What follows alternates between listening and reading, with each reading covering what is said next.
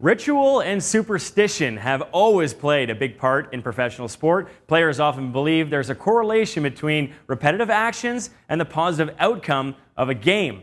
That embraces things like the order in which a player puts on their equipment and leaves the dressing room, to how often they change their clothes, and, of course, shave. Playoff beards are a big tradition in the NHL, and that is where our regular contributor, Ted Bird, picks up the story.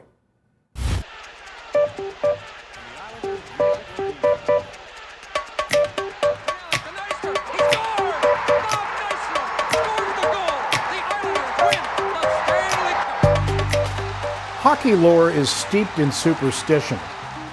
A lot of it on the wrong side of common sense and good habits. Hall of Fame goaltender Glenn Hall is said to have ritually forced himself to throw up before every game, and it's not uncommon for players to wear the same unwashed underclothing while their teams are on a winning streak. Personal grooming joined good hygiene and Glenn Hall's supper as casualties of irrational thinking with the advent of the playoff beard. Pioneered by the New York Islanders dynasty in the 1980s and personified by such hirsute mainstays as Clark Gillies, John Tonelli, and Ken Morrow, whose 5 o'clock shadow started at about noon. The playoff beard was novel then, but has evolved from the exception to the norm, to the point where it's just another element of the postseason. Therefore, as a public service, and keeping in mind that fashion is cyclical, I'd like to recommend some historic playoff beard styles for the Montreal Canadiens' drive for 25. Few historical figures rocked the beard better than Karl Marx, and who better to adopt the look than Andrei Markov, the only member of the Canadiens who grew up in a society founded on Marx's socialist principles. Fellow Russian Alexei Yemlin was but a toddler when the Soviet Union dissolved, so he has to settle for the Fidel Castro. Although it does come with a cigar.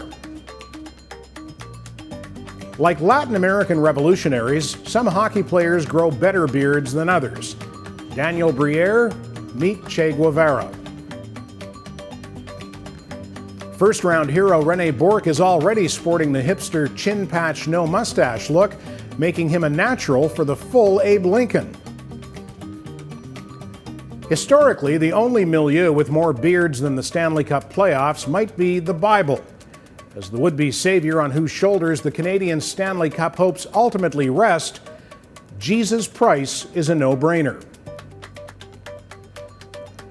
And what of the mastermind who's put all the ingredients together and come up with the Canadiens' recipe for playoff success?